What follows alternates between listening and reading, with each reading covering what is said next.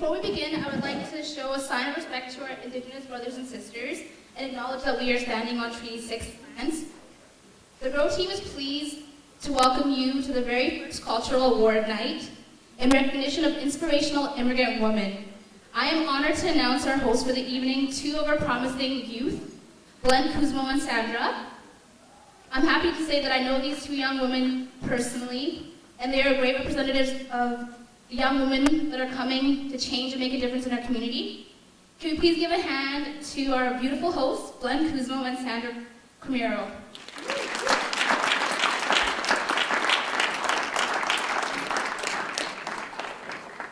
Thank you for the very warm welcome, Susan.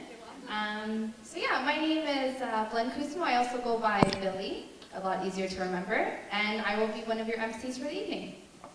Hi, I'm Sandra. I'm from Mexico, and I'm also going to be one of your hosts, and we hope you guys have fun tonight with us, and you enjoy all the food and the music as well. So as Susan mentioned, we are here for Grow. And it was founded in 2015 by Tracy Berry, and it is a nonprofit organization dedicated to empowering, encouraging women to pursue their education and chase their dreams. Grow ensures to support, empower, encourage, and develop women to gradually rise to achieve their goal. Grow aspires to grow women leaders in our community by connecting them to resources and mentors to help them achieve their goals. At Grow, our organization supports women to become more powerful globally. I would like to give a very warm welcome to Tracy Berry to share a few words with us. So yes, let's give her a round of applause.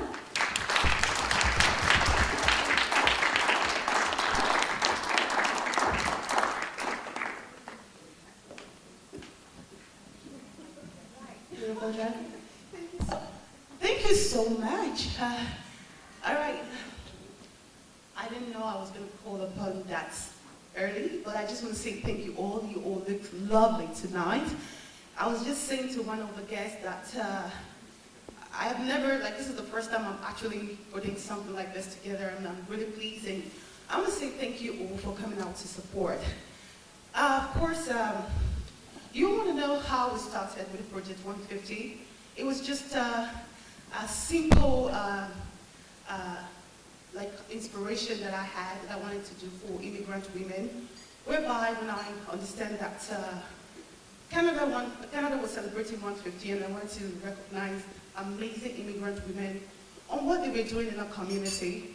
What I initially thought of doing was just to collect stories from these women, but as time goes on, when they sent in their bio, I felt it was not enough for them to express themselves. So we had to create a platform whereby they can come in to come narrate the story in person. So that was what we did. We started a speak out series whereby we will give this platform for these women to come talk about the stories. And the speak out series is taking also across most of the Canada, like places like Vancouver, Winnipeg, Manitoba. We've been to Calgary, and some of the participants are still on their way. So, so far, we did a 13 speak out series. And I wanted to acknowledge people that gave me the encouragement. Somebody like Councillor Scott. I remember meeting you the first time. Thank you. Please put your hands together for him.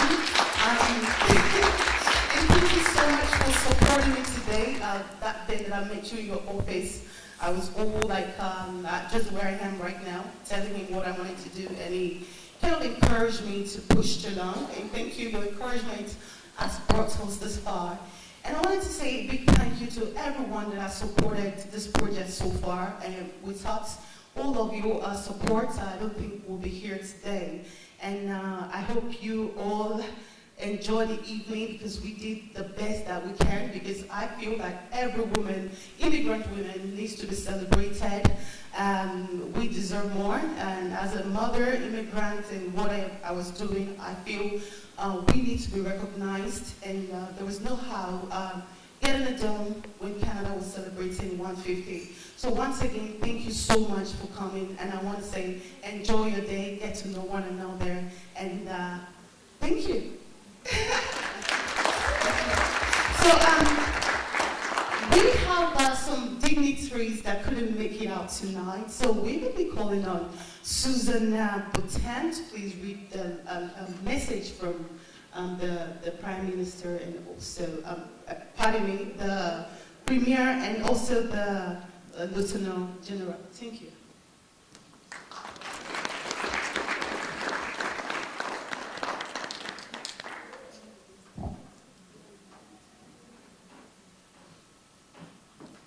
Thank you very much. And Tracy, thank you very much for inviting me to join you this evening. I don't think I've ever seen tinier font. And I really wish I had brought my glasses this evening. Message from the Lieutenant Governor of Alberta. As Her Majesty, the Queen's representative, it's my pleasure to recognize everyone who has worked to present Grow Foundation's Cultural Night 2017. Immigrant women in our communities have considerable wisdom, ideas, and talents to contribute in every sector and field of endeavor. I know that the accomplishments and experiences shared this evening will be inspirations to all. I'd like to congratulate each and every award recipient for your dedication and leadership. You serve as invaluable examples to young immigrant women and to all citizens who are dedicated to building a stronger city and province. Thank you and best wishes for a very successful and enjoyable evening. Lois Mitchell, Her Honor, the Honorable Lois E. Mitchell, Lieutenant Governor of Alberta.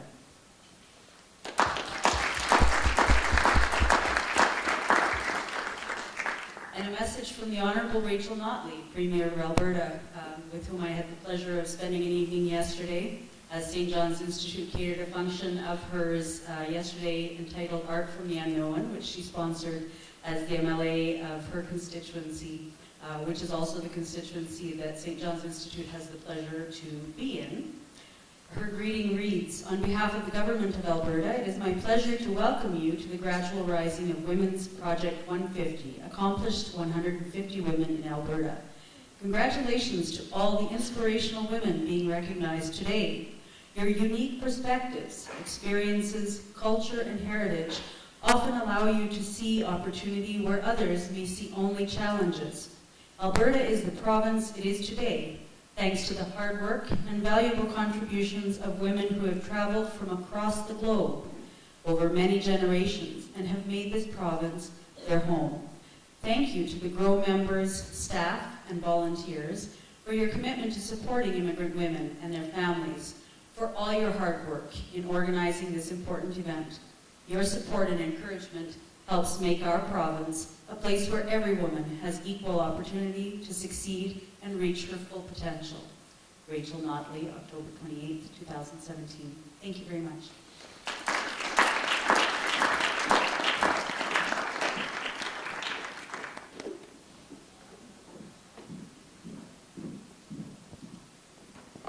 Thank you.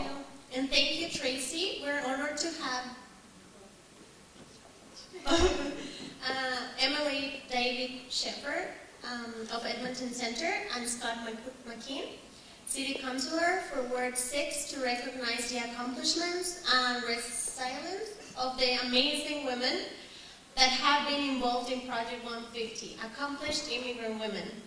Please give a warm applause. Welcome to MLA David Shepherd and David Council Scott McKean.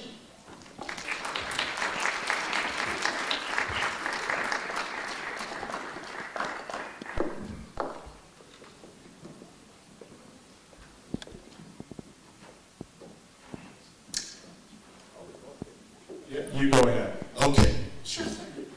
Well, good evening, everyone. It is a pleasure to be here tonight on behalf of Premier Rachel Notley, my colleague, the Honourable Stephanie McLean, Minister of Alberta, Minister of Alberta Status of Women, all of my colleagues with the Government of Alberta here on the traditional territory of Treaty 6, and land, of course, that is also a deep connection shared with the Métis people of Alberta. So I know we've got a great evening ahead, so I'll try not to take too much time, but I'd like to begin by saying a big thank you to Tracy Berry for seeing and filling this gap for immigrant women in Alberta, and for the rest of the visionary staff at GROW, everyone who's helped make this event possible tonight. At the Government of Alberta, we share the passion for empowering newcomer women in all their diversity to flourish here in the province, and we want to be partners in that work. We recognize that many immigrants arrive in Canada with little or no stability to take comfort in. I think of my mother's family, who came over from the Netherlands in 1948. Hopped on the train out on the East Coast, came here to Alberta and settled in Westlock. Did not know the language, but their community reached out and took them in. Took them by buggy to church on Sundays, embraced them in the community, gave them the opportunity to learn, to work, to be able to build up, and be able to find a place here in Alberta. And I know that for many, when they come to Alberta, language may be a challenge. There may be struggles with financial instability. People can feel alone or disconnected from their past, uncertain about their future. But one thing is for sure, we recognize that women face a number of barriers and that immigrant women can face even more. But what I love about an organization like GROW is a space they help to create, to show us what success can look like. And I know that we're going to hear some great stories tonight about successful immigrant women. But I know that it takes more than just individual efforts to succeed and thrive in a new chosen home or in a chosen pursuit. So I'm proud to be here tonight on behalf of Premier Notley and Minister McLean to tell you not just what our government plans to do, but what we have done to make life better for immigrant women and women in Alberta. Today, Alberta is stronger because we're continuing to work to be a truly diverse, inclusive, and welcoming place. Diversity makes life better for people, and making life better is what we're all about. That means creating good jobs here in Edmonton, building new schools for kids, investing in the LRT, a new hospital in the South End, the hospital services, everything that Albertans rely on. Providing those services, trying to make life more affordable. And last year we launched the Ready for Her campaign to prepare women with practical tools to help them run for public office. And we've seen some impressive results after the last week's elections, which I was very happy to see Scott returned in. We saw the number of women in municipal office increase from 18% to 27%. And just locally here, we saw the election of Jibs Abatoye to the Fort Saskatchewan City Council, making her the first Nigerian-Canadian woman ever elected to municipal office in Alberta. A great first. On our part with the province, we're working to improve gender balance and diversity on our province's agencies, boards, and commissions. When our government came into office, only 32% of public agency offices were held by women. As of this month, I'm proud to say that has risen to 50%. And then this past year, the Status of Women was able to grant $1.5 million to support more than 30 innovative community-based projects to improve the lives of women and girls here in the province. And for immigrant women in particular, there's 3 grant funding projects that will help them to prepare them for careers in technology, to empower and support them to take on leadership roles and run for public office, and ensure that they have culturally relevant mentors and supports. This is important work that's happening in the community. We recognize that it would not be happening without the support of folks like you. So many others who are working with different organizations within your communities, supporting others to be able to move forward and take on positions of leadership. So thank you so much for the opportunity to join you here tonight. On behalf of all of my colleagues in the Government of Alberta, I wish you well and congratulate everyone who receives an award tonight. David Shepherd, ladies and gentlemen. I'm Scott McKean. I'm the City Councillor for Ward 6, which includes the downtown. And David Shepherd and I are often at gatherings because he's the MLA for Edmonton Centre and is a tremendous, tremendous advocate for the downtown area. So I always appreciate, I don't like following David in the speaking order because he's really good. I didn't even know a couple of admissions here. I didn't know I'd be speaking tonight, but I feel very grateful to be up here. So we just went through an election campaign, and we're just sort of starting to get back to things. That I was in the office last week going through my schedule, and Roxanne said to me, "Well, you've got that GROW event Saturday night," and I said, "Is that women's group that wants to get involved with marijuana production?" And they said, "No, it's Tracy Berry." And when I heard Tracy's name, my face lit up, and I was very enthusiastic. What a tremendous advocate she is for immigrant women, and she's just also so spectacular. Just has the greatest smile. Tracy, I'm talking about you. Anyway, she's fantastic. So she told me what her goals were and her aspirations were for Grow. And I don't know if I did much, but I really love the idea. So I'm back on council, back leading the mental health social isolation initiative, also on the multiculturalism initiative with Councillor Mo Banka. And I'm also leading the gender-based violence initiative. And that might seem funny for a man to be leading that because Councillor Bev Esslinger led it last time. But I think we've seen enough examples in recent days of the worst kind of male behavior, Harvey Weinstein and others, showing us what the worst examples of toxic masculinity are, so we can all start talking about that freely. And so I'm really looking forward to that. I'm really looking forward to hearing the stories tonight. I've already heard, I already had a sneak preview of one a little bit, so I'm really excited about that. I'm really excited about what Tracy's managed to do already with her dream and her goal. And I'm really happy to see all the other smiling faces here tonight. Thanks so much for having me. And I should have said that was all on behalf of Mayor Don Iveson and the rest of City Council. Thank you very much. Have a great evening.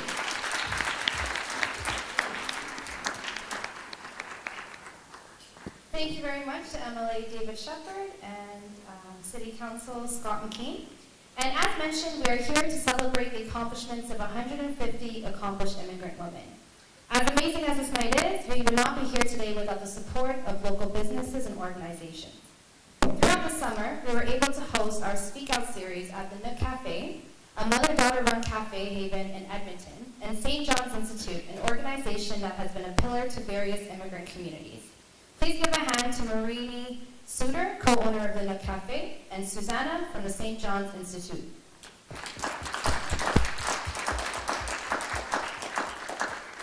Thank you, Marnie and Susanna, for helping us make all the Women Speak Out series a success, and for being here with us tonight. Where are you guys so we can say hi? Thank you so much. So we're pleased to announce our first performers of the night. They are Pride, sorry if I pronounced it wrong,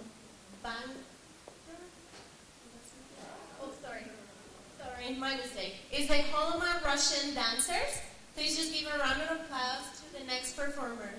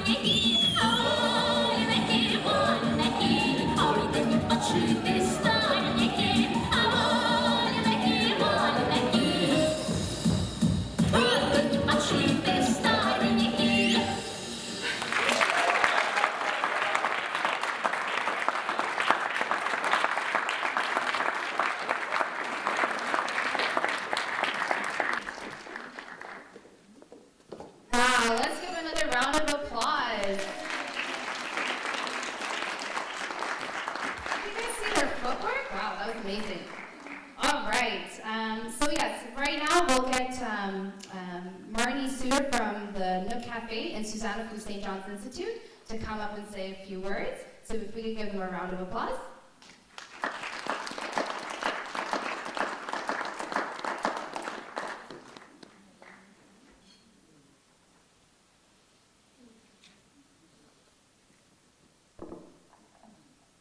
And as mentioned, these are some of the local businesses and organizations that gave a platform for the Grow Out Conversations speaker series. And Ronnie. Thank you. I've got a sports injury. You probably wondering why I'm up here, like Anne Marie used to do, but it's just easier without those darn heels on. So I apologize for how that might look. Well, good evening, and my name is Marnie Suter. I am absolutely thrilled to be able to sponsor and support an organization like Grow.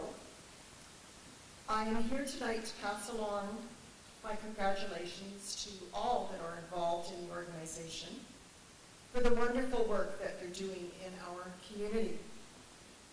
I met several of the gals that are involved in the project this spring, and over the summer, I've become very intrigued with the organization and its mandate and its long-term community engagement strategy. Through a couple of organizations that I have had the privilege of being involved in, we've been able to lend support to Grow. Firstly, as a co-founder and president of a not-for-profit women's group known as AWIL, which stands for Aspiring Women in Leadership and Legacy. And secondly, as an owner of the Nook Cafe, which is a community-centric cafe in the heart of downtown, where we've been able to provide Grow with the space to host its monthly conversation cafes. And also, through a connection that I have with Grant McEwen, we've been able to provide some project management support to Grow through their capstone project. I am honored to play a small part in Grow and to facilitate the opportunities for understanding and collaboration.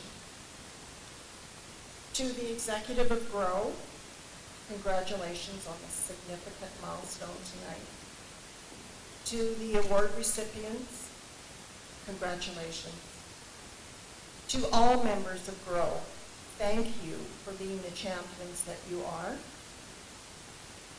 To all of you that have ventured from abroad to make Canada and Edmonton specifically your home, thank you for your courage. And to all women, I say take your rightful place. Follow your true north and live your journey. Thank you.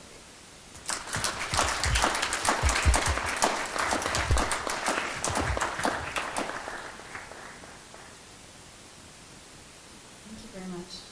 Thank you again, Tracy and Grow, for the opportunity to have a minute or two to address you this evening. My name is Susanna Bertan, and I have the honor of being the Executive Director of St. John's Institute, and I'm bringing greetings tonight from myself and the Board of St. John's Institute, who really have the honor of hosting Tracy and the Grow organization at our facility for a number of purposes. For those of you who don't know anything about St. John's Institute, has anybody ever been down White Avenue? Hands up if you have. Yes? Have you ever seen the neon pierogi sign on the front lawn of a building close to the university? That's us, pierogi guys. So we do a few other things besides pierogies, we do, but not many people know about them. But we happen to be one of the primary sponsors for Grow, because part of the mandate of our organization is leadership development. And in fact, in essence, we are a community developer. And this year we're actually celebrating 100 years. So with the mandate of our organization being leadership development, it's our job to create opportunities for leadership development. And it's been a tumultuous 100 years, first being established by the Ukrainian Orthodox community, of course Ukrainians being immigrants to Alberta as well. But the original purpose of St. John's Institute was to create a safe, affordable home for Ukrainian Orthodox families from the farm towns around Alberta to be housed in a safe place when they were coming into the city to pursue higher education. And of course, as you've heard some of our speakers say, part of the raison d'etre for GROW is to promote higher education, higher reasons for being for immigrant women in Alberta. So we have a couple of reasons in common for being. So you fast forward 95 years, and our primary facility on White Avenue is literally falling into the ground. Notice I said 95 years. So it's rebuilt as affordable housing for everyone, not just Ukrainian Orthodox families. And it is in this spirit that we open our doors and our common areas, our meeting spaces, our galleries, and banquet rooms to all communities. And in the same spirit of affordable housing, we make it possible for other nonprofits and charities to spend less of their money on meeting rooms and catering for their fundraisers, events, meetings, and in the case of GROW, their speaker series and all of the other activities that they pursue. And they can spend, therefore, more money on their programming needs. And in special cases, like the one that Tracy Berry brought forward to me when she introduced me to GROW, it fits hand in glove with our mandate of nurturing and developing a vibrant, innovative, and active community. So we jumped at the chance to sponsor it wholeheartedly. Now, those of you who know us by our food services, for example, MLA David Shepherd has served up pancake breakfast twice, at least twice now, at Premier Notley's Pancake Breakfast that we cater annually. And those of you from the GROW organization itself who have served up pierogies and cabbage rolls a couple times now at our booth at Taste of Edmonton. We call it Baba's Bistro, because who's going to buy pierogies from a place called St. John's Institute, right? Sounds like a hospital. But anyways, it's called Baba's Bistro. Look for it at Taste of Edmonton next year. Know that food is always something that brings people together, and that is why it is our complete pleasure and our honor to sponsor and cater all of the different cultural specialties that you will enjoy for your banquet meal tonight. We have at least 6 different ethnic specialists in our kitchen of Red Seal chefs, and we are extremely proud of the authentic foods that they can, on the page it says, that they can produce. And now to Tracy and the GROW organization. Make no mistake, for all the similar sounding and looking projects and organizations that you might have heard of, this is one particularly worthy of support. At first, when Tracy explained the idea behind the project, I thought the idea was just another initiative to help immigrant women help themselves out of poverty or near poverty and look at barriers to doing this and to doing that. And mind you, we have helped support and serve many groups that have very worthy initiatives. And so I thought this was just another one of those, even though they are all worthy of support in one way or another. And then the closer I listened, I began to understand that I was listening with stereotype-filled ears. When I finally understood that the project was meant to enable immigrant women to become leaders in their communities, in their professional bodies, in their social surroundings, something beyond simple subsistence. It was something that they might never have envisioned for themselves, or perhaps something that they might have seen examples of in other entrenched communities, but never understood how to attain. I knew that St. John's Institute's purpose was to mobilize our resources, our connections, and our community goodwill for the benefit of this very worthy project. And anyone who comes to me and says, the Minister of the Status of Women wants to talk to me, what do I say? Or, I just met a millionaire lady at the U of A and she wants to fund us, what do I ask for? Or, I just met with this amazing woman named Sarah Chan and she wants to support us and keep up with what we are doing. I said, do you know who Sarah Chan is? And she goes, no, but she's really cool. I said, that's the mayor's wife. And she said, what? Tracy Berry is a very unassuming, very energetic, I don't know how she does that, being the mother of 5 children. Yeah, you can wave it away, Tracy, but she is just energy itself. It oozes out of her. I don't know where she gets it, but I want to keep meeting with her because maybe it'll come to me a little bit too. But I just have to say that we will continue to support GROW wholeheartedly, not only with meeting space and catering, those are the very basic things of what we can do, but by bringing in community from as many places as we can to work with her, grow with her, learn from her, and develop with her along the way, and we are very honored to do so. So thank you very much for inviting us in.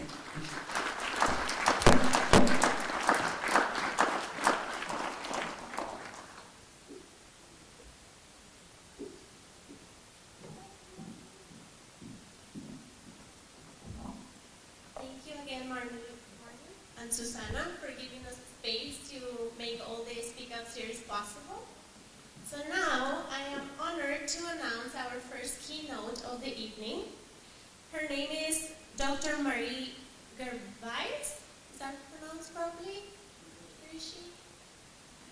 No? Dr. Marie Gervais, yes?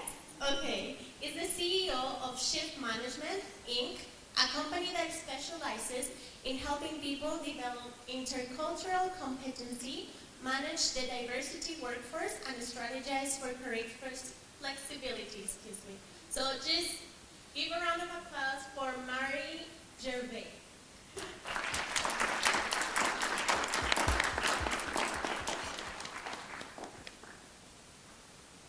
Thank you, Sandra.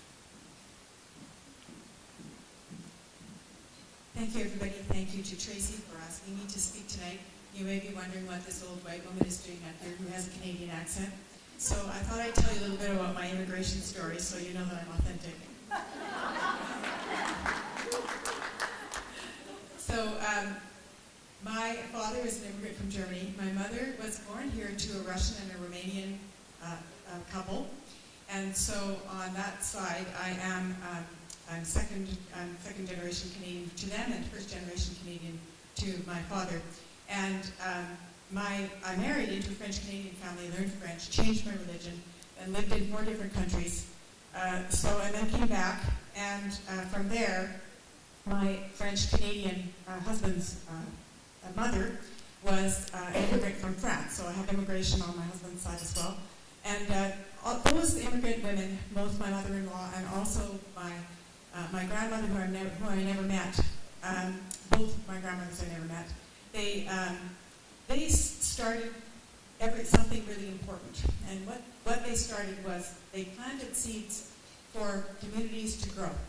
Their husbands, unfortunately, were not as proactive as they were, but the women were very proactive. And what they did was they started schools, they started churches, they started community organizations, and they planted roots for their children so that their children had a sense of who they were.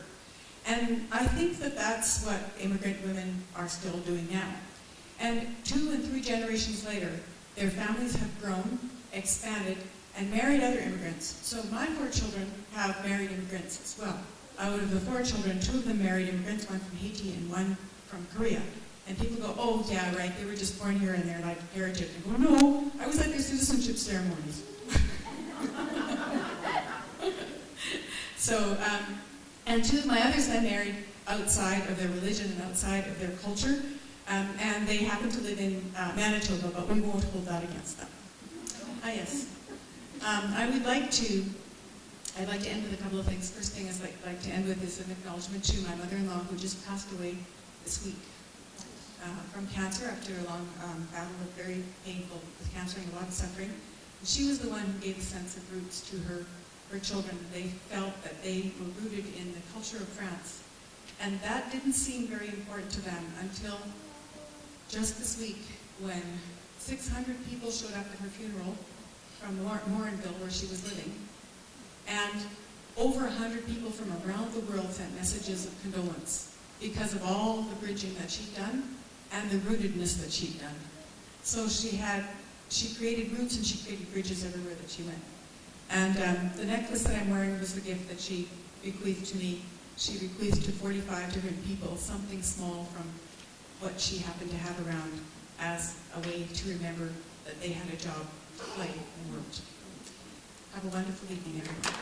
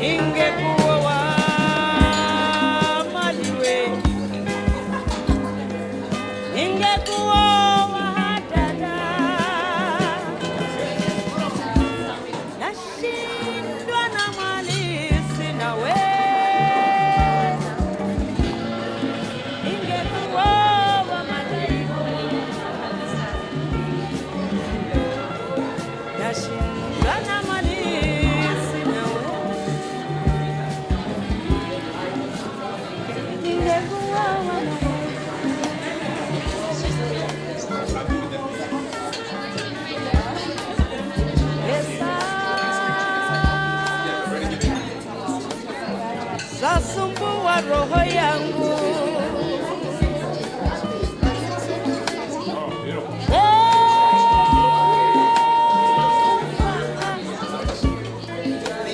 Zasumbua roho yangu. Nami nifanye kijana mwenzio.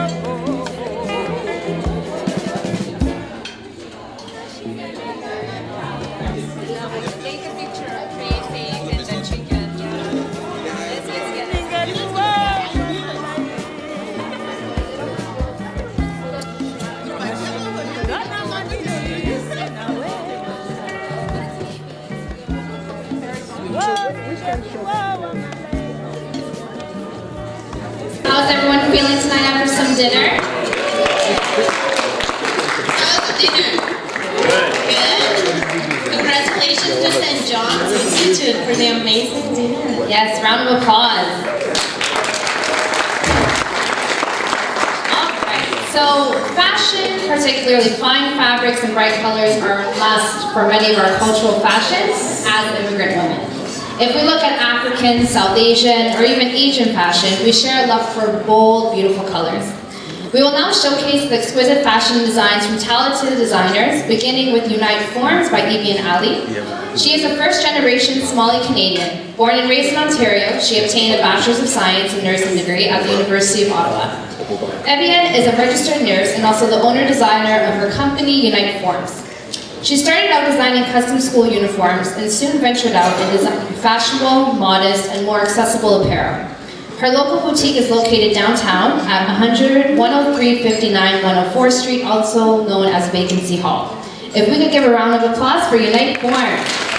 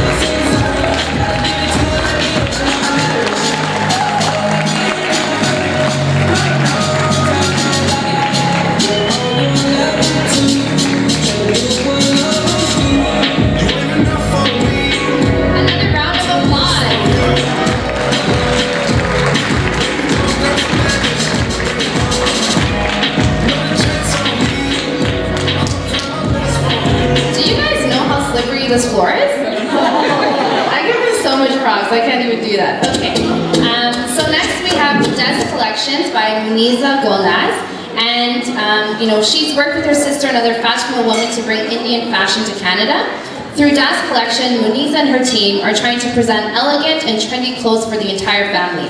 Beautiful designs, fancy fabric, elegant jewelry make their collection unique. If we could give Muniza a round of applause.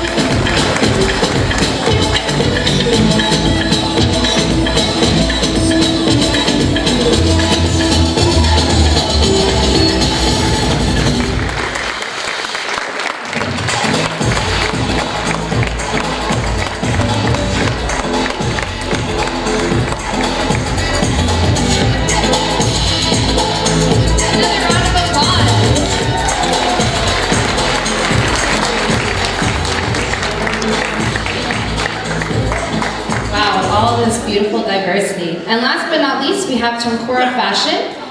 It was created as a West African designer from Guinea.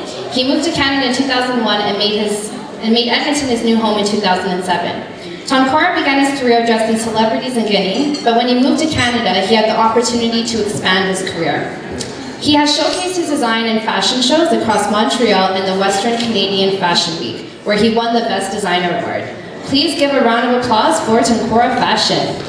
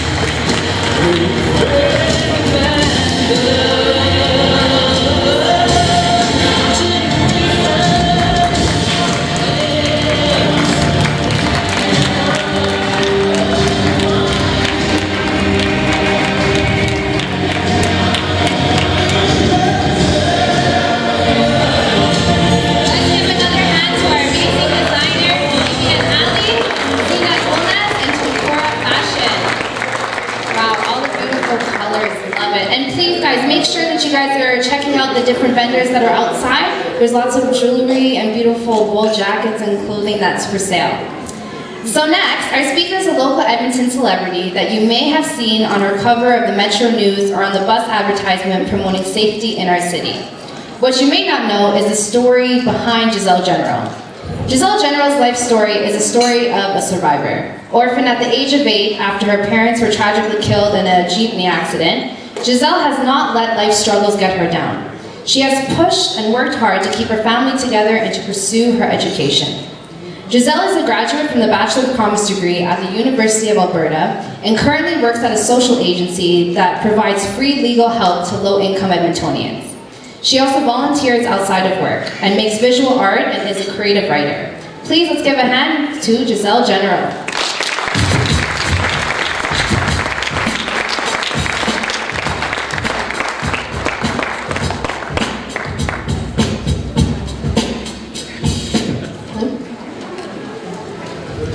Thank you so much for everybody for coming to this wonderful event tonight. So I'd like to begin by sharing to all of you a translated phrase of a song that I really like from my childhood years. And it goes like this. You're not the only one who suffered. You're not the only one who cried. Your suffering will end. You can do this.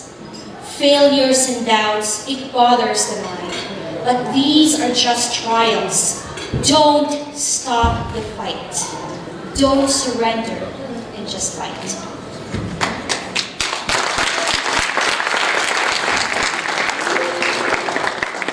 as mentioned in the intro, I'd like to share my story from my childhood years.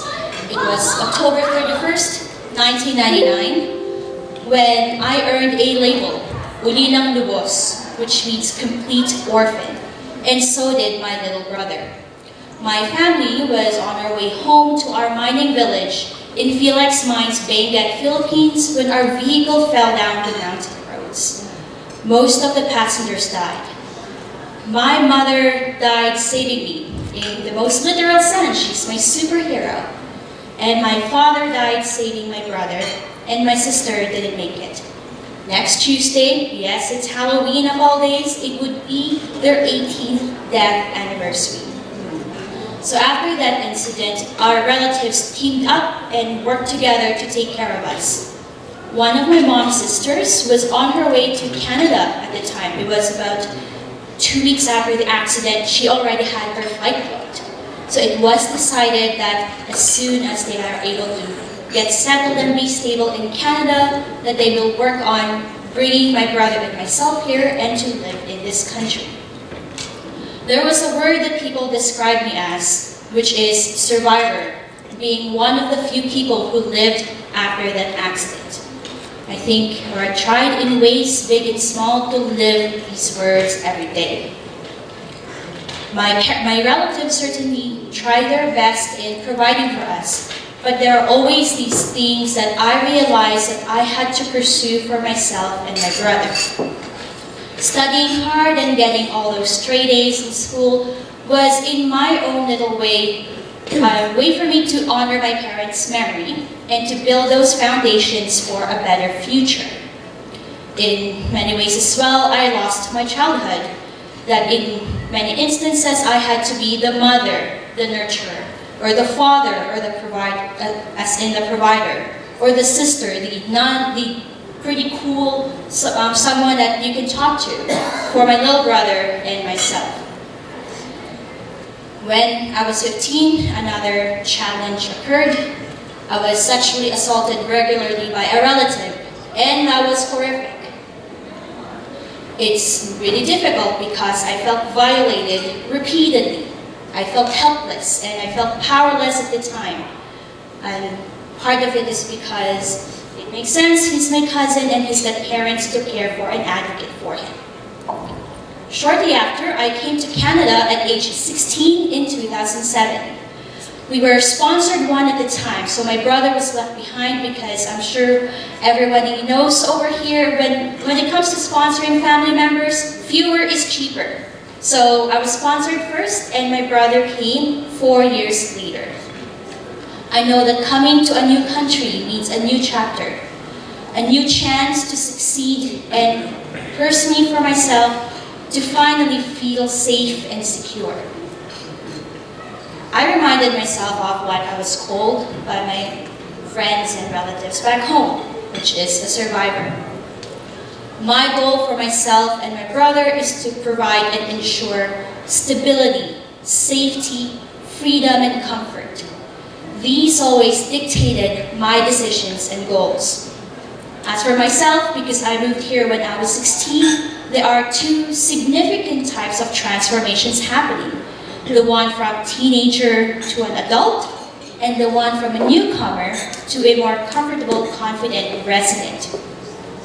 Fast forward 10 years and what has happened, as mentioned in the intro, I have completed my Bachelor of Commerce degree from the University of Alberta.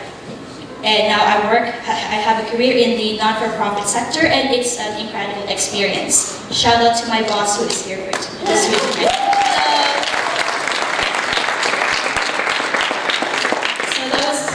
And the journey to get there involves working part-time at Future Hub, selling cell phones and cameras to have enough for living expenses, while at the same time living with my relatives, sharing a room so I can split rent and groceries and all of those day-to-day stuff.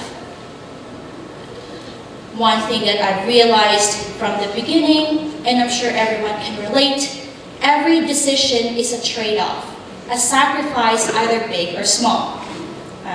Common example is saving money by taking the bus to go to school and to go to work because it's cheaper, but it does take a lot longer to get into places. I learned how to nap like a pro in the bus so that I can catch myself sleeping. I took 16 months extra during my university degree to pursue the co-op option so that I can integrate making my resume and practicing job interviews and actual job placements while still taking my classes in between.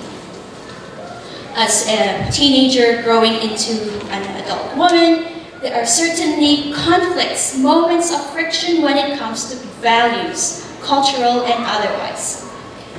Dating, my goodness.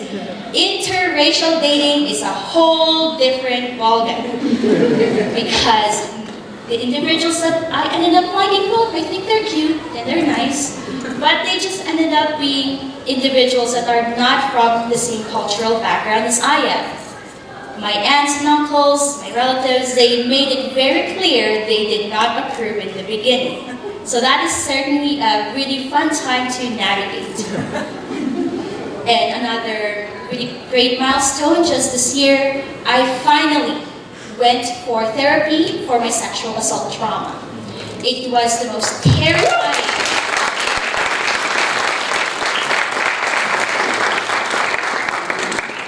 So yes, finally this year I went through and just finished therapy for sexual assault trauma. It's the most terrifying and also most worthwhile thing I have done for myself. I felt that that's the last piece of myself that really needed to heal. I found out about Grow through Facebook, very tech savvy, it's really cool. And I think it's an incredible initiative. I had the honor of being one of the guest speakers during one of the presenting sessions, the Conversation Cafes in September, and that was really great. One thing I have noticed with the story that I have shared about myself and the stories that all the other people have also shared is that the obstacles are pretty much the same. From feeling insignificant, misunderstood, and uncomfortable, especially in the first few months and years. However, there's another very important thing in common as well, which is reaching the light at the end of the tunnel, reaching that moment in time when you feel that all this pain and hardship and sacrifice has finally paid off. The fact that I found it on Facebook, I think it's really great because I have friends and relatives and loved ones that have migrated all over the world. The UK and Germany and Australia and even other parts of the country. And this allowed me to share these stories to them because one thing I found is there's a lot of things in common when it comes to the struggles, the triumphs, even though the little details are different, such as the date, the time of the year, or the age. There are a lot of things that people can relate to. I'd like to share again a few things I've mentioned during that other speech. First thing is that self-awareness is really important.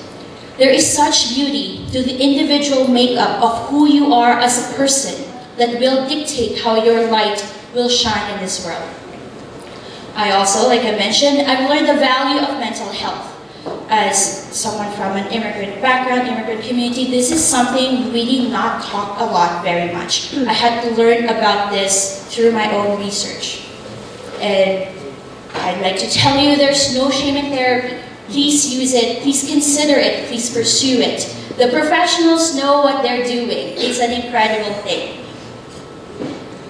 Another thing that I also wanted to share and remind everyone is that there are a lot of resources that are accessible to our disposal, from websites to printed books to social media network chat groups, even social agencies that help address that specific information you need or that specific problem that you have.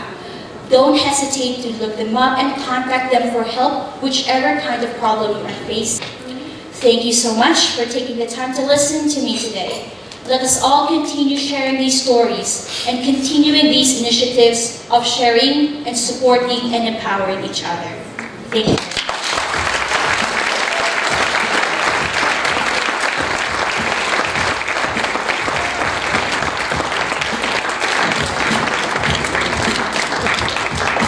Thank you, Giselle.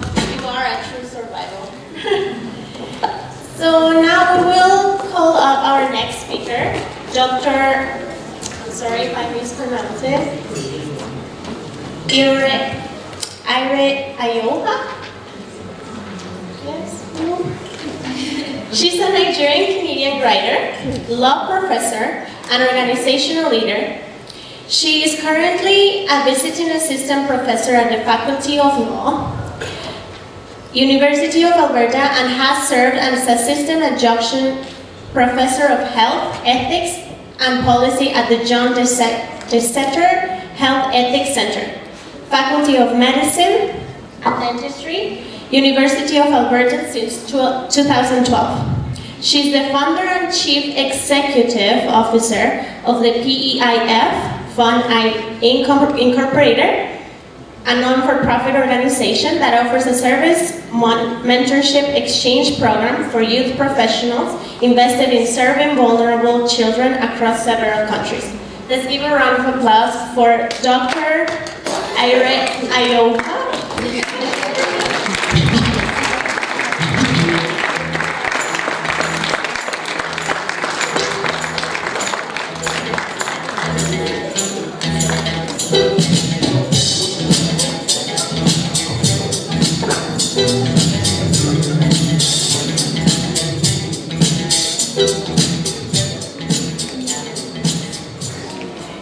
The full name is pronounced as Ire Holiday, so I accept it's a long name. But friends call me Ire, just 4 letters, so that should be okay. I just want to say, Giselle General, your story is amazing, and you are an amazing individual.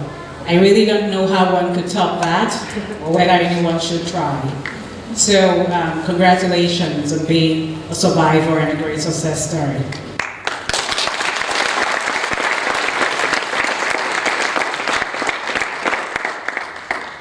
I want to say it's truly a pleasure to be here tonight and to be so recognized. I've lost several of us here today as one of Canada's most accomplished immigrant women. I am humbled by the honor, and I want to thank the organization for doing this. I want to thank everyone who has worked with them to make this special night happen. This is a significant recognition, and one that necessarily has a story attached to it. It is our stories, mine and yours. It is a history of a beaten path. I want to speak a bit about that story tonight, not only to shed light on what I have come to see as the exceptional spirit of the immigrant woman, but even more importantly, to share with you a few lessons that I have learned along the way. Intertwined in my story, my personal story and journey, are highs and lows, and moments of pure wonder about the possibilities and the heights that we can reach as citizens of this beautiful country we call Canada. I first came to Canada as a single woman in 2006, eager to start a new life, eager to explore this vast new world that my education was supposed to give me open access to.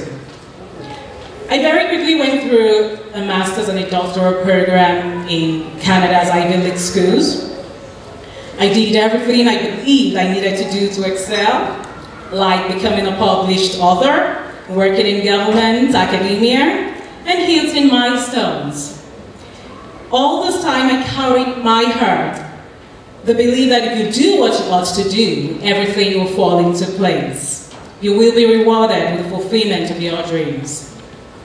But my friends, what no one tells you when you step out of that plane from your home country is that as you put your best foot forward, as you package all of your qualifications daintily in a most amazing application, a prospective employer will probably assess your education, even your Canadian Ivy League education and experience, and ask questions like, where is she from?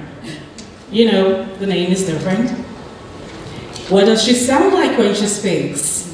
Can we understand the exotic way in which she speaks? Or are we comfortable with her? I was asked that to my face by a boss who is still an executive leader in Alberta's government today.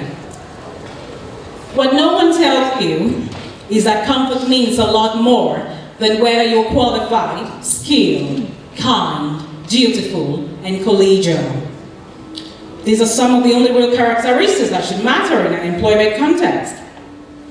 No one tells you that comfort means the boss or future colleagues being okay with existing in an office space with a stranger in the home.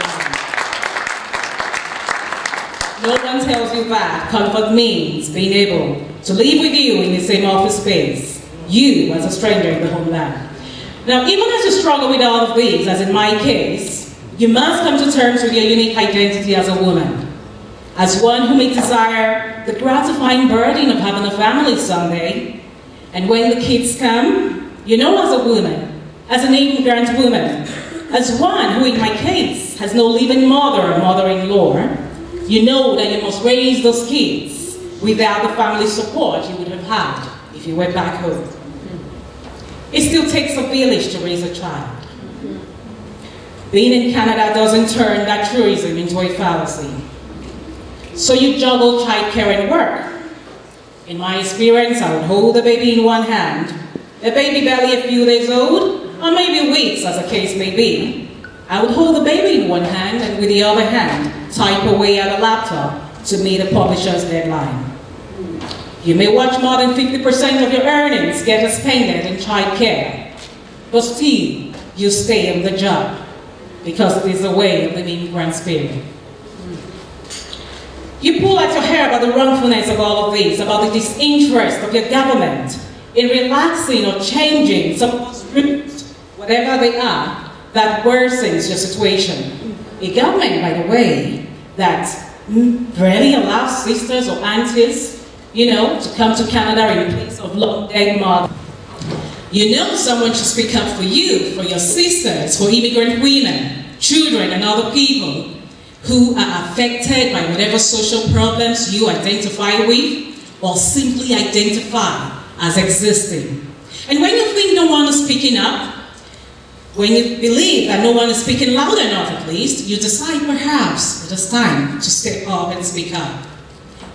So innovation is born out of the passion to succeed. It is born out of our needs. From the depths of our pain rises a burning passion to do more, to be more. Stepping up to face social and other problems in whatever way each one of us here tonight has done to get us to be recipients is really what the immigrant spirit is about. It is a mindset that is almost always primed to succeed, to triumph over battles and excel. It is one that constantly seeks to innovate and find a path through difficulties. Tracy Barry is a mother of 5, a small business owner, a student, and now founder of the organization that has brought us here together tonight. It is the way of the immigrant spirit. I am a mother of 2, adorable Mr. Barry and little Miss Asheri. I was trained as an attorney and now I'm a professor of law. I am a published writer and the founder of an international organization that mentors youths and serves kids in need in at least 4 countries. It is the way of the immigrant spirit.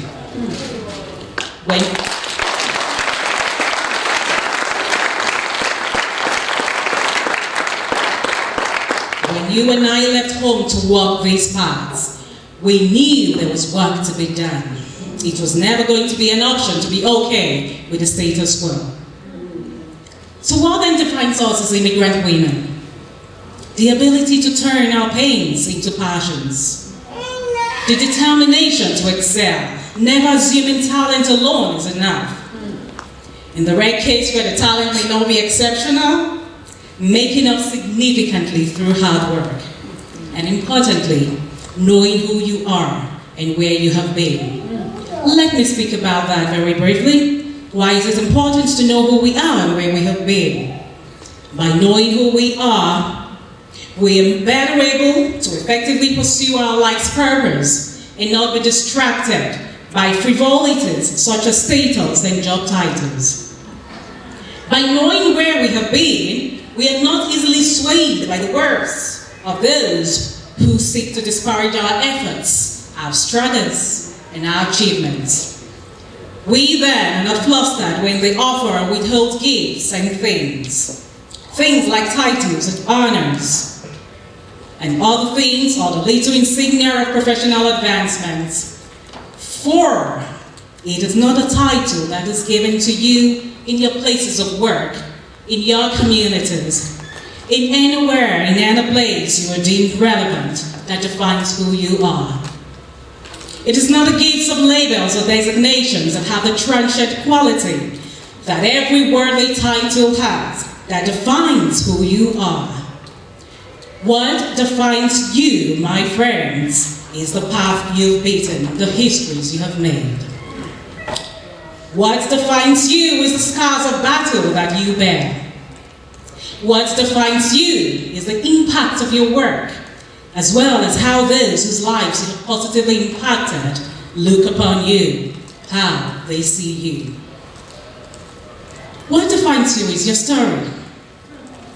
That is why this project, Project 150 by the Grow Organization, is about telling the stories of immigrant women, telling our stories. A story, your story, is very much like the spoken word. The spoken word, once uttered, cannot be unsaid. It is very much like the ringing of a bell. Once rung, you cannot unring it, right? So as long as your histories and your beaten paths cannot be erased, as long as your story cannot be undone, my friends, you reign. Congratulations.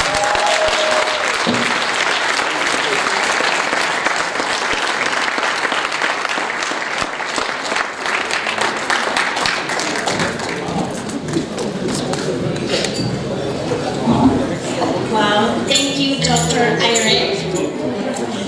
So now, I am pleased and proud to introduce you to my sister and the next performer, Zaira Quimiro. She is from Mexico and she's just gonna sing for you a couple of Spanish songs. Hope you enjoy them.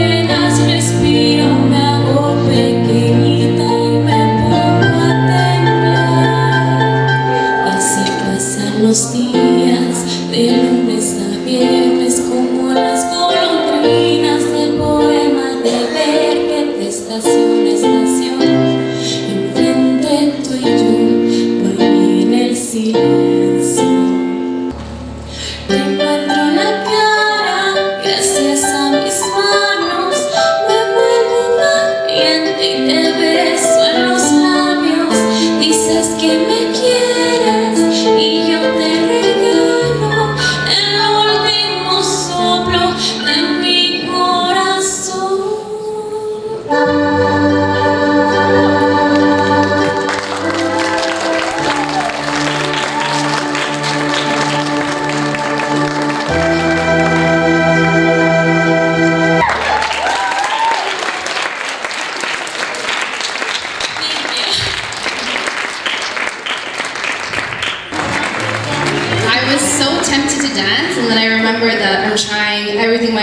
to avoid the slippery floor. So maybe I'll embarrass myself later on. So our next speaker prides herself on being a mother and grandmother and sister to the fellow South Sudanese women in the community. She's a mother of 5 and has 4 grandchildren, and Lillian Duda Jackson is a woman of resilience and strength. Fleeing from South Sudan due to civil war and losing her husband tragically in the war, Lillian came to Canada in 1998 with her 5 children. Working 3 jobs, she was able to gain her diploma as a healthcare aide and has been taking care of vulnerable and mentally challenged individuals for over 15 years. Now, how many of you guys know Susan? Susan Duke, here you go. She is the mother of Susan, and I know Susan personally. I've known her since high school. I've got to work with her on so many projects. And I just want to say thank you for raising such a phenomenal woman. She embodies strength, courage, she empowers and inspires all of us. And yes, I just wanted to thank you personally. But yeah, if we could give a round of applause to Lillian Duda Jackson to say that word.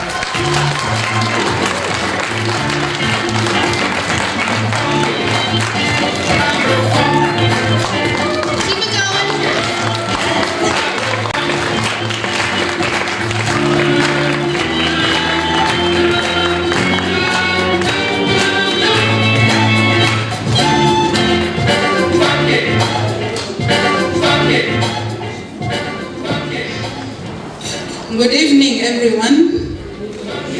I'm so happy to be in front of these beautiful people tonight.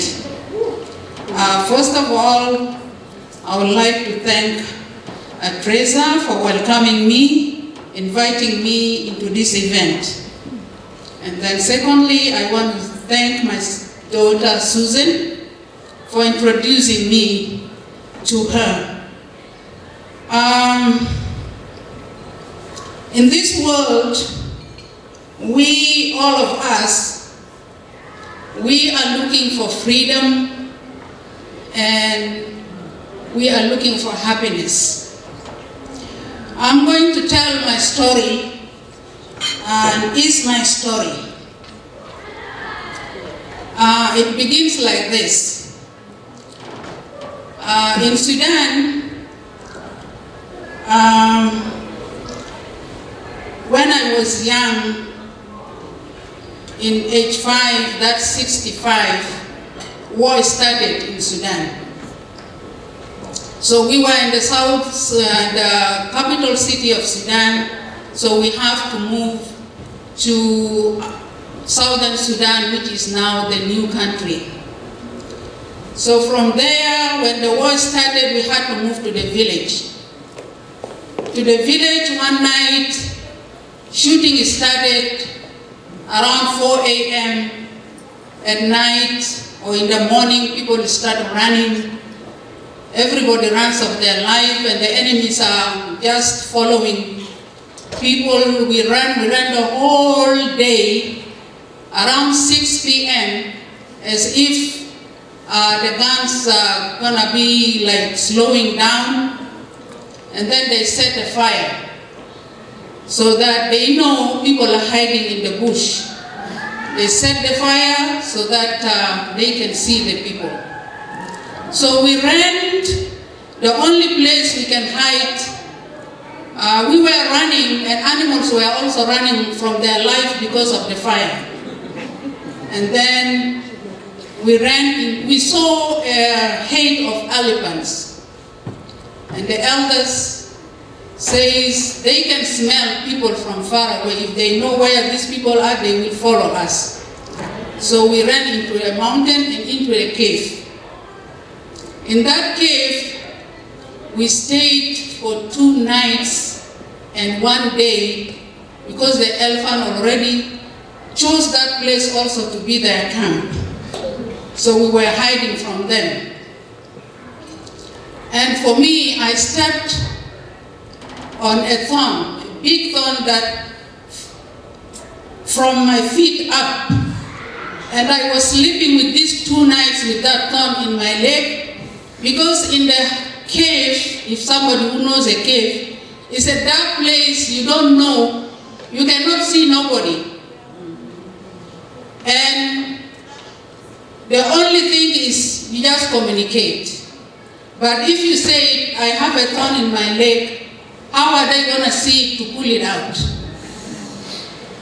So, in the third day, the morning, then when we are out from that cave, the elephant left, and then I tell my leg, I cannot move. Why? There is something in my leg. When they see it, it's a thorn. But of course, every situation, there is a treatment. They have their local treatment, they treat it, boil some roots or mix with leaves and whatever, they heal that leg and continue. From there, we flee to Uganda. In Uganda, at age 7, I wanted to go to school. I am the second child of 8 children, and I am the second, and I'm the first girl among the 3. So we became as farmers in Uganda in a refugees camp. My mother wouldn't allow me to go to school because I have to take care of my younger siblings. And school is not important actually for a girl, especially for a mother who is not educated. She can accomplish everything in the house. Why education? So she wanted me to take care of the kids at home. I was not allowed to go to school, but I tried by my own way. There is a church where volunteers come and teach kids who cannot go to the public school or to the government school. So I had to take my sister, put it on my back, and my brother, I hold it in my hand, prepare their food in the morning, and we go to school with them. I went from grade 1 up to grade 4. When I was in grade 4, I became the 3rd in the class. When I brought my report, my father was so impressed and he told my mom, you know what? She is now deserved to go to school. You have to take care of your kids. So,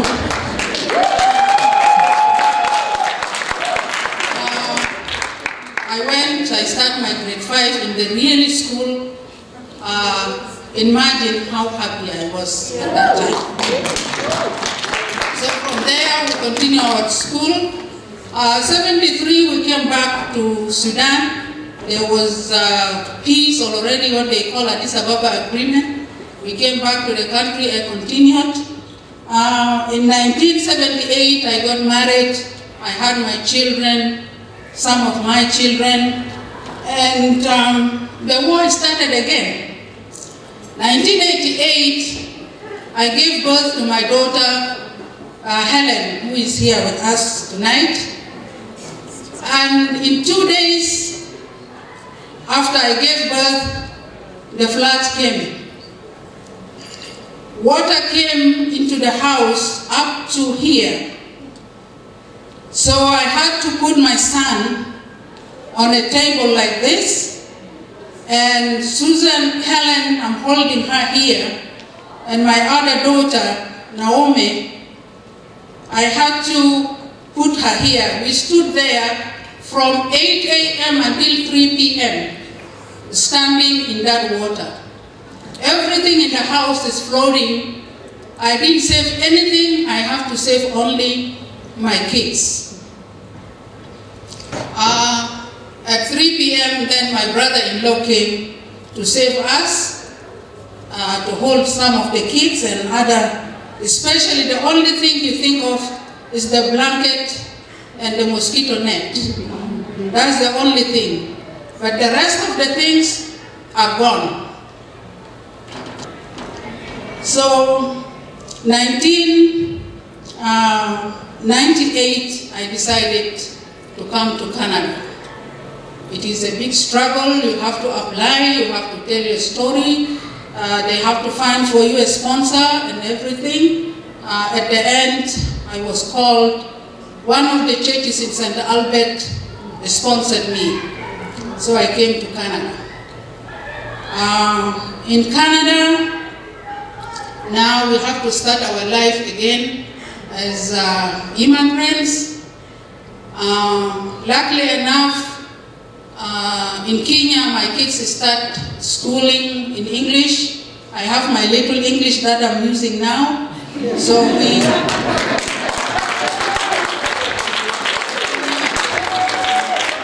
integrated into the society. We find ways. Mennonite Center, social service was there. I volunteered there, and we were finding our ways. I went to school. My kids went to school. Susan was the one having a problem because she was young. She was at home. She had never seen white people. And when she went to class, she was the only black child in the class. She was just sobbing, crying, and she came back home. And then the teachers called me and they said, you know what? It's very hard for her because she doesn't know everybody and the color is different. So she might think like she's in a danger place. Come with her to the class and you will help her. And then I said, okay. So for 3 days, we did that with Susan. We went to the class, I'm sitting beside her, and I'm telling her things, and I'm teaching her and everything. And the other kids come around, wants to touch her and talk to her. So from there, she became comfortable. The 4th day, she said, you know what, Mom, I don't need you. I'm gonna be okay. I'm saying, are you really? I said, yes, Mom, I'm gonna be okay. You will see. From there, she never complained. She became with friends visiting at home, and she is okay. We continued our life.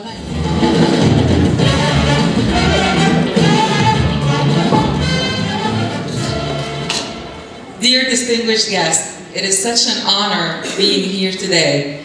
I'm humbled and honored to be a recipient of the Gradual Rising of Women Award. The stories that I've heard tonight has been really heartwarming. It's interesting how we get stuck up in our story. When I listen to all these stories, I realize that, yeah, my story is really tiny compared to all of these. However, when we are in action and the story itself, it never seemed that easy. It feels like a struggle. You wonder, is this gonna be forever? Is it gonna end? I grew up in Egypt, in the land of the pharaohs, far away from here. I never actually thought one day to immigrate to Canada. It was not in my mind. I grew up, I was born for a father who was 62 years old. Oh my God. Not so many people give birth at 62 years old. And I was a single child for both my mom and dad. I had a happy life. My dad has a mission that he is gonna teach me everything about success and leadership. By that time, he retired, so I was the only goal in life. I was that child that the parents were really focused and determined to do a good job to raise. Teach me about my identity, about my values, how to be a positive person, how to be an inspiration for others, how to be charismatic, how to network, how to succeed, how to get good grades, how to achieve, and. Even fun, like we used to have like time for fun. We are on a mission to have fun. Work hard, play hard. My parents are Muslims, and my dad actually learned Quran by the age he was 12 years old. And even though they insisted I go to a Catholic school in Egypt, just to be able since a very young age to embrace all religion and have that inner peace inside. And until today, I'm really grateful that they did that. I learned at a very young age not to have judgment to people, not to set up filters out there, to be spontaneous, to love people for who they are. I grew up in such an atmosphere full of charity, where parents lead by example, and where the school I was at as well, my school run by nuns in Egypt, I was there from kindergarten until grade 12. They also modeled really charity. But the story begins. I remember when I was 12 years old, it was the first time ever I've seen my father cry. Such a powerful, strong man, and his tears are there. And I asked, I remember we had a doctor visit, and I asked my dad, I said, am I going to die? And he said, no. But I want you, no matter what, to promise me that you will go on. No matter what, keep going. Promise me. And every day, he would make me renew the promise. Apparently, the doctors diagnosed me when I was young that I have juvenile rheumatoid arthritis. And the most brilliant doctors in the whole country said, I'm going to be on a wheelchair in 6 months. I remember the doctor actually tried to program my subconscious mind and telling me you're living with an enemy. So your own disease is actually damaging your bone.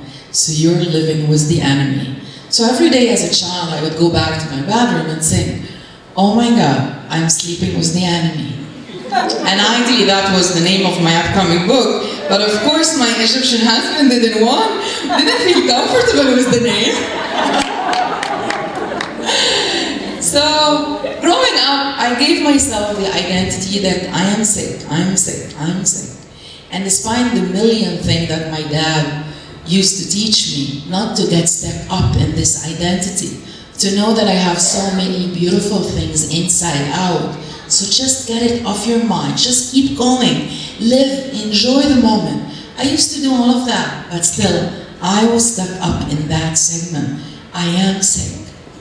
Well, he gave me a piece of advice that was really valuable. He said, the power of good deeds will always back you up. So for as long as you're doing good deeds, you're going to be in good health. And hence, I lived all my life since then until today, doing good deeds. My mom was really a model of patience, despite her million tears, and despite her single wish that she wants her daughter just living normal. By the time everybody said, I can't go to school, I can't finish high school, I'm not going to be able to go to university, I'm not going to be able to get married, I'm not going to be able to have children. Everybody said, you want, you cannot. I chose that I can.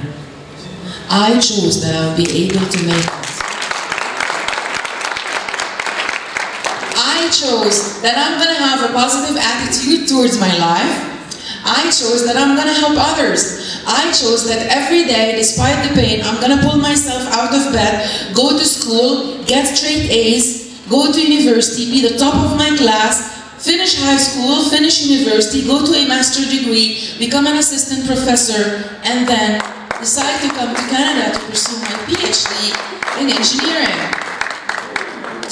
Well, and I realized that I could do a lot. My father passed away, and I was left alone with my mom. She's a senior, so I'm looking after her and taking care of her. And I decided to come to Canada and do my PhD.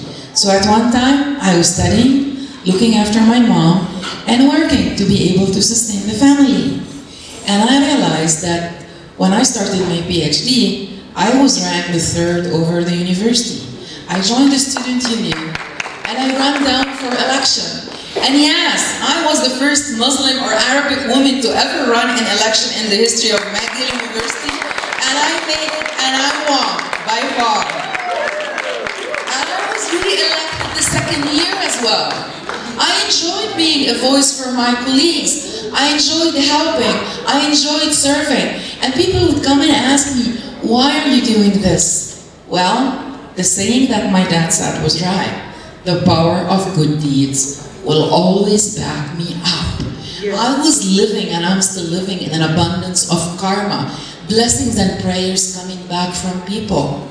And then I joined academia. I was on my PhD in engineering at McGill, and then of course the market didn't leave me alone. I got the most prestigious awards from the university, one award after the other, and then Bombardier started interviewing me as they wanted to hire me. And Bombardier was a dream. But my mama said, honey, I'm afraid if you go to industry, you'll never be back to university. I want you to finish your PhD.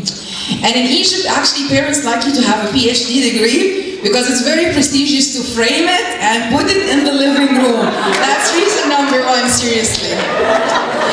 And I'm like, okay, Mom, I really wanted to join Bombardier, but I'm gonna let go of this. 6 months later, Suncor Energy from Calgary tried to recruit me, and the job offer, really, I would have been insane to refuse. And I said, my friends are finishing university and they're unemployed because research say that 33% get hired in academia.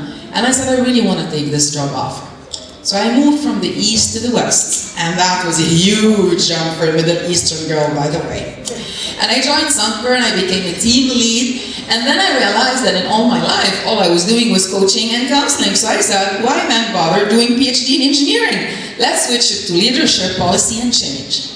And I switched my PhD to leadership, policy, and change. I started to be more involved in community service, volunteering for youth initiative, couples initiative, marriage counseling, coaching, academic leadership.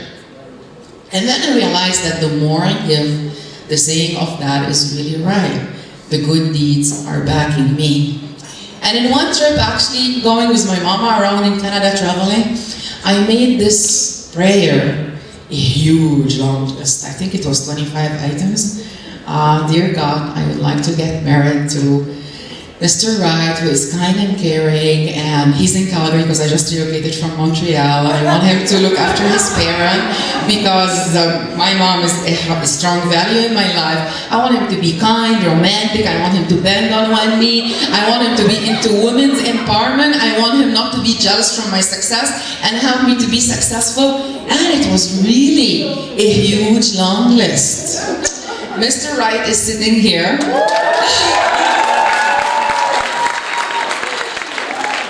He actually can confirm that on the same day he was living in Halifax, he actually packed and he told his parents, I'm moving tomorrow to Calgary. And his parents were like, do you have a job offer? No, but I feel like I want to go tomorrow to Calgary. I didn't get to know that part until later. But here's the thing.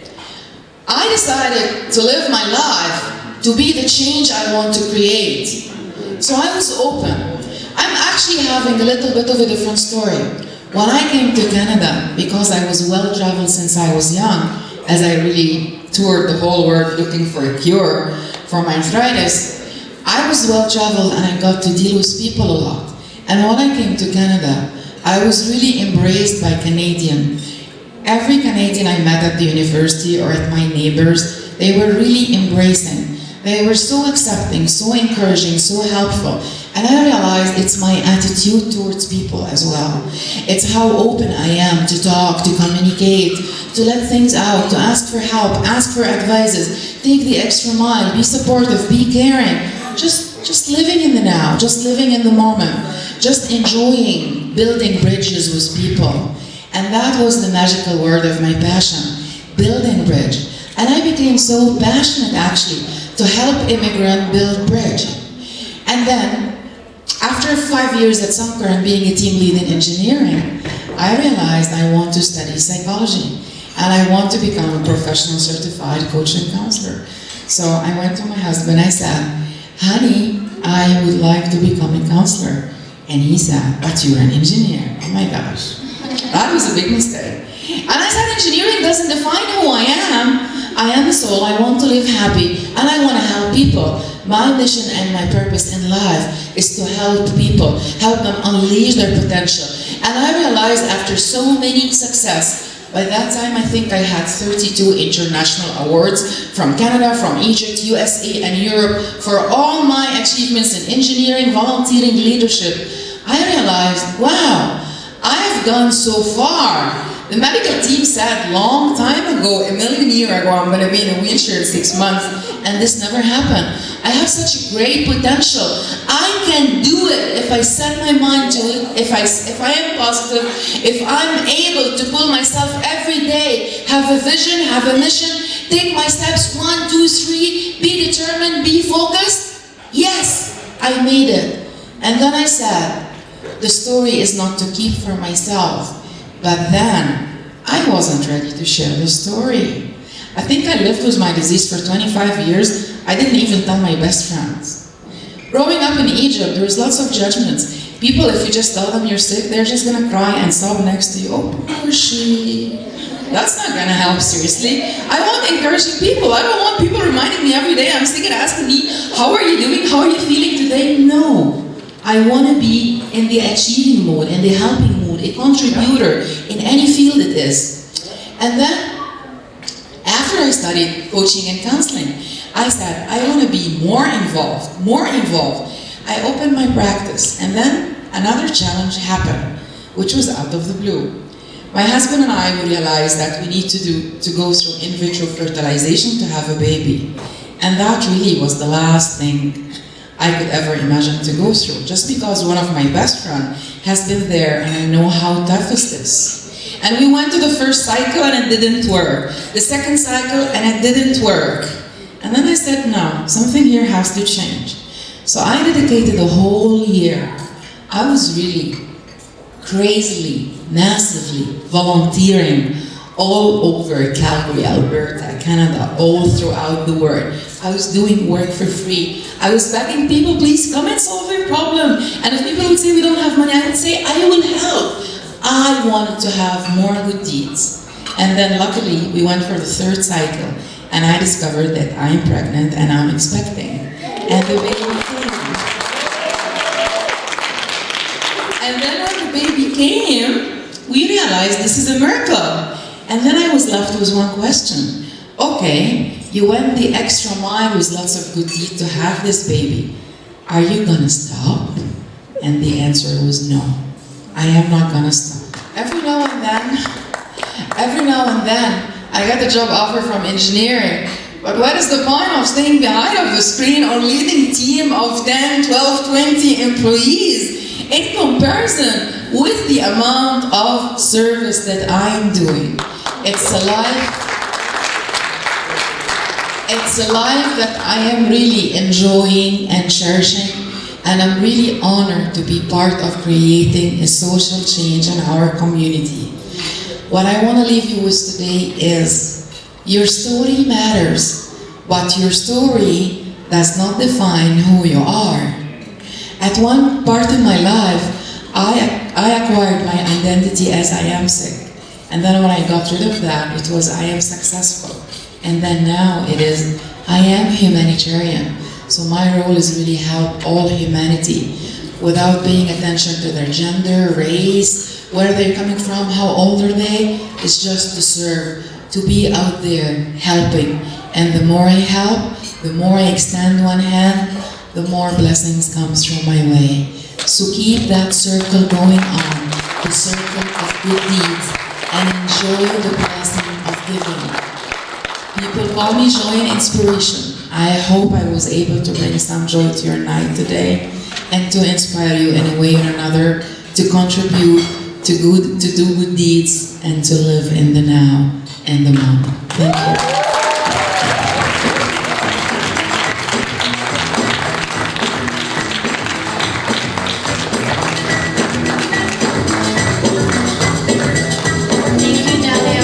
Amazing words. Are you guys doing good? Yeah? So over the summer, Grow went across Canada and brought immigrant women from various backgrounds together to share their life stories through our Women Speak Out series. There was laughter, tears, but most importantly, a community was created.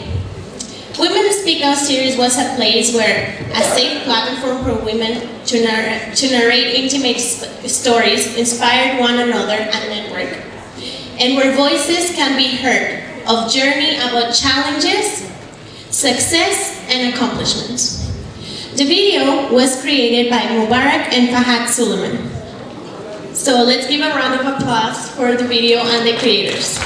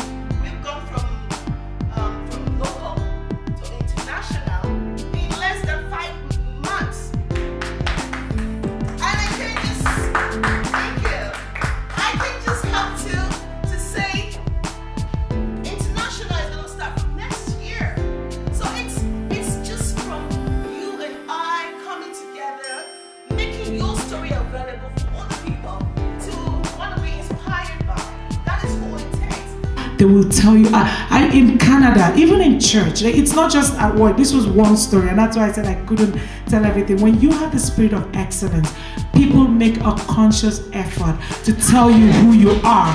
And I keep I've heard people say different things about me, but I am confident in who I am. And so please know who you are. Thank you. But there is no woman here who has not worked hard. That's the story of the immigrant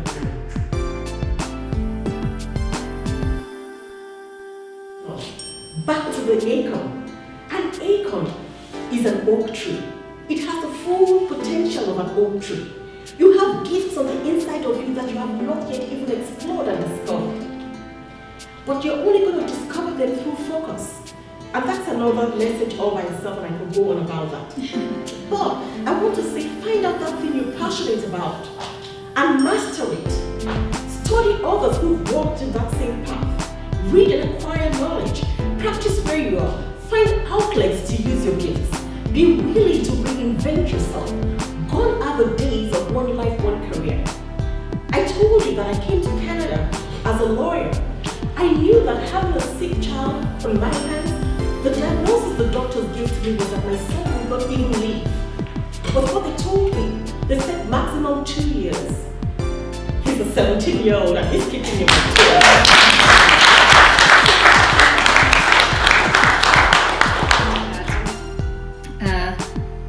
At one point of my business, as I said, acquiring clients, they came, but it wasn't as easy. And I realized, oh, lovely, now I have a business. I'm excellent in image, but I know zero about building a business. And later on, in retrospective now, but later on I realized, and now I see it more than clearly, that knowing about something where your passion lies, what you are really good at, is about 10% of your business. Because learning how to deal with people, learning how to make people like you, accept you, and hire you, that's a completely different thing. Marketing, that's a completely different thing, like a completely new beast, and you have no idea what to do with it and how to approach it. And so I want to talk about several mind shifts that happened in my life that helped me a lot. I must mention Edmonton Public Library because it literally saved me. And if anybody tells you anything about education, I'll show my education, I'll show them the list of books I read. Because I might not have a formal education here, but I feel so bloody educated that I can put any person who tries to diminish me in my pocket easily. If you have a passion, just go for it, because winner is a loser who tried one more time. So yes, another round of applause. Thank you very much for Madam Clark for putting that lovely piece together.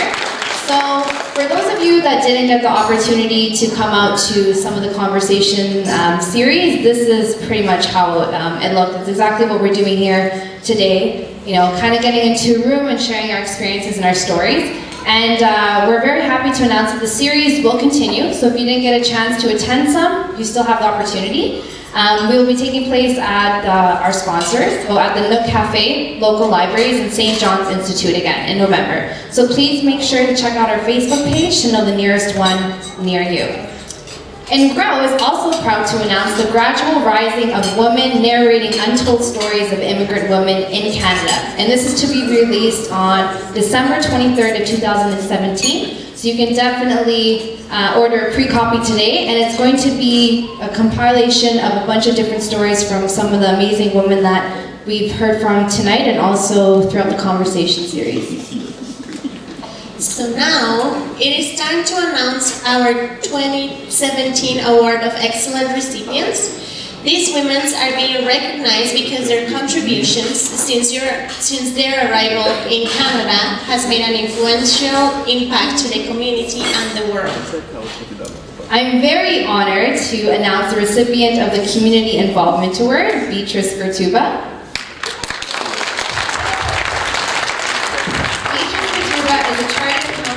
Businesswoman and a community leader. She is committed to fostering programs and policies that capitalizes on the agency of immigrants Indigenous peoples, and women, and empowers them to have a voice in the system. She is a board member and past chair of the Board of Africa Center, a service provider organization that strives to create opportunities for access and full participation of members of the African community in all aspects of society. As a community leader, she has engaged in several activities to ensure equity, fairness, and justice, especially for women and immigrants. I've also personally had the opportunity to work alongside Beatrice, and I'm just so admired by her dedication to pave a way for future generations and passing down the torch. So thank you very much, Beatrice.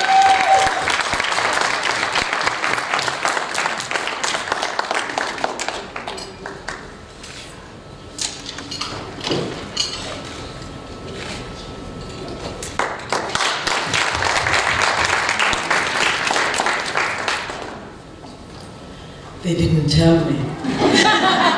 They just told me to come because it was this very wonderful series of speaking that I did not have a time to really give a lot of attention to because I was campaigning to become a dancer. And so Tracy called me every so often, and I was always in the rush. I don't deserve it, but I'm so thrilled that You deserve it. She deserves it. Thank you so much. Thank you so much. These young people here, I'm so privileged to be working with them. I'm so privileged. And if there's anything that I would do to make sure that their tomorrow is better than today, and that they have opportunity that I probably dreamed I would love to have, but never did perchance, I'll do everything. Girls, you rock.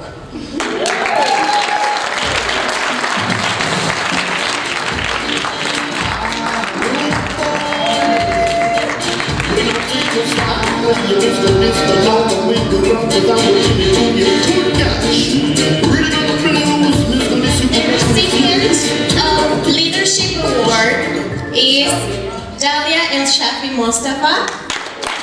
She has received 38 international awards based on teaching, academics, and research excellence, as well as leadership skills, human development, engineering and industrial achievements, social change initiatives, community service, and volunteering.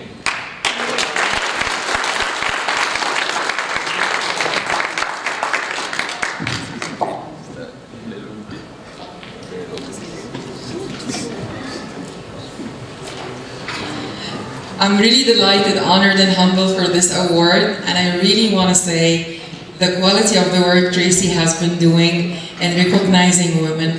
We all do work in different directions, but sometimes it really helps when somebody whispers in your ears and tells you, yes, you're on the right direction, keep going.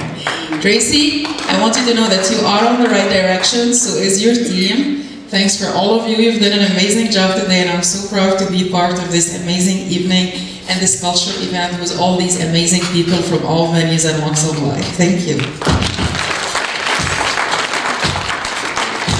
Next, we have the recipient of Academic Achievement Award, Dr. Nansikolo Matt, who is a research scientist in nutrition and chronic disease epidemiology.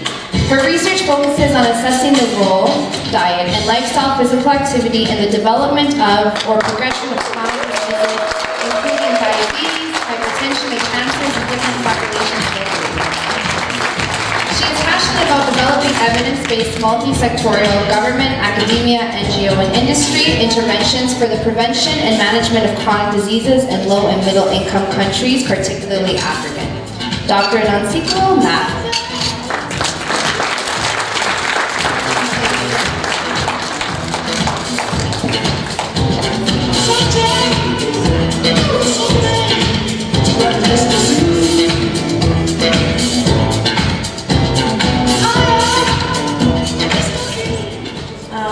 Wow, thank you so much for this award, Tracy and the whole GROW team. As I mentioned before, the speaker series for me has been eye-opening. It's helped me understand all the different things that many immigrant women are going through here, and it's increased my passion for the type of work I do and the desire to share it and inspire others. I'm very inspired by you, Tracy. Your drive, your determination to bring us together like this is beyond anything. So I wish you all the best, and I want to see it grow even more than what it is right now. So thank you very much for this award.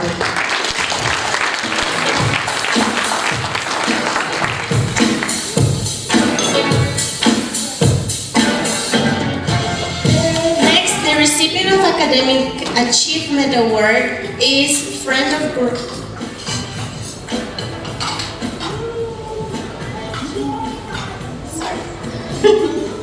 So the Friend of Grow Award is Hortensia Moreno. She has dedicated to the goals and missions of Grow. She has spent numerous hours creating posters, brochures, and helping organize the Speak Out series. Thank you, Hortensia, for your hard work. Hortensia is actually in Vancouver. She's unable to be here tonight, but we will accept the award in her behalf. And she said that she was sad that she couldn't be here.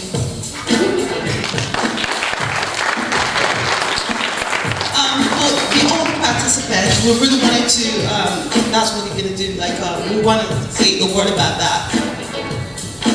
All right, so over the summer, we've had over 40 women share their stories with us from Edmonton, Calgary, Manitoba, Vancouver, you name it, everywhere. We've had others share stories via social media, and we would like to take a moment to recognize all the women who have been a part of Project 150. So, if we could ask all the women who've ever been highlighted or helped, volunteer or part of the organizing committee to please take a stand up.